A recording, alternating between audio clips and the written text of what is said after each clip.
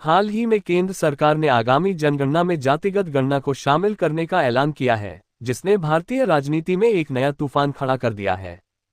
यह फैसला न केवल सामाजिक आर्थिक नीतियों को प्रभावित करेगा, बल्कि आगामी बिहार विधानसभा चुनावों के लिए भी एक महत्वपूर्ण राजनीतिक हथियार बन सकता है। कांग्रेस नेता राहुल गांधी और विपक्षी दलों ने इस मुद्दे को लंबे समय से उठाया था और अब सरकार के इस कदम को विपक्ष अपनी जीत के रूप में प्रचारित कर रहा है। लेकिन सवाल यह है कि क्या वाकई मोदी सरकार राहुल गांधी के जाल में फंस गई है, या यह एक सोची समझी रणनीति है। जातिगत जनगणना की मांग और राहुल गांधी की भूमिका। राहुल गांधी ने पिछले कुछ वर्षों में जातिगत जनगणना को एक प्रमुख चुनावी मुद्दा बनाया है। उनकी भारत जोड़ो यात्रा से लेकर संसद तक उन्होंने बार बार इसकी वकालत की और 50% आरक्षण की सीमा को हटाने की मांग की। राहुल का तर्क रहा है कि जातिगत आंकड़े सामाजिक न्याय सुनिश्चित करने और संसाधनों के समान वितरण के लिए जरूरी हैं।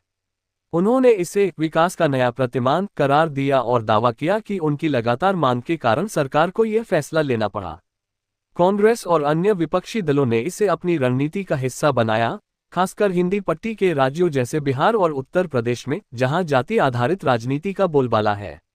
मोदी सरकार का यू टर्न, रणनीति या मजबूरी। मोदी सरकार ने पहले जातिगत जनगणना का विरोध किया था।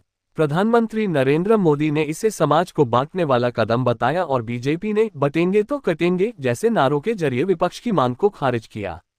लेकिन 30 अप्रैल 2025 को cabinet committee on political affairs ने जातिगत गणना को मंजूरी दी।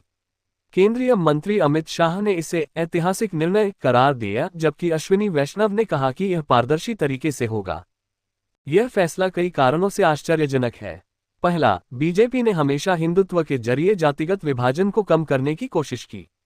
दूसरा, ये घोषणा बिहार चुनाव से ठीक पहले आई, जहां जाति आधारित वोट बैंक निर्णायक है।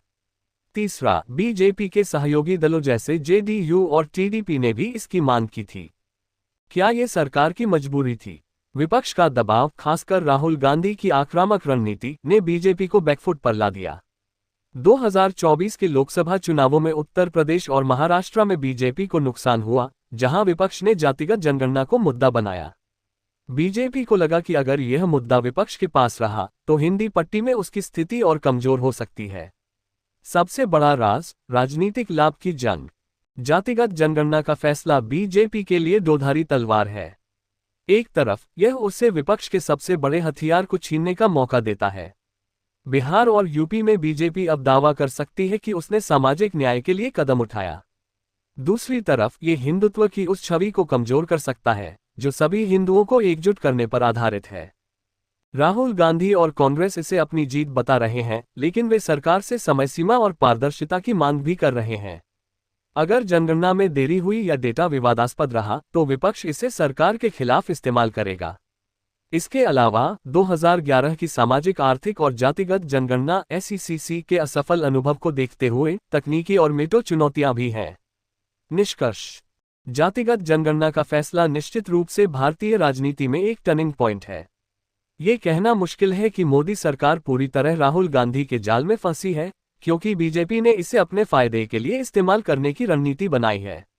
लेकिन विपक्ष, खासकर कांग्रेस, इस मुद्दे को भुनाने में कोई कसर नहीं छोड़ेगी।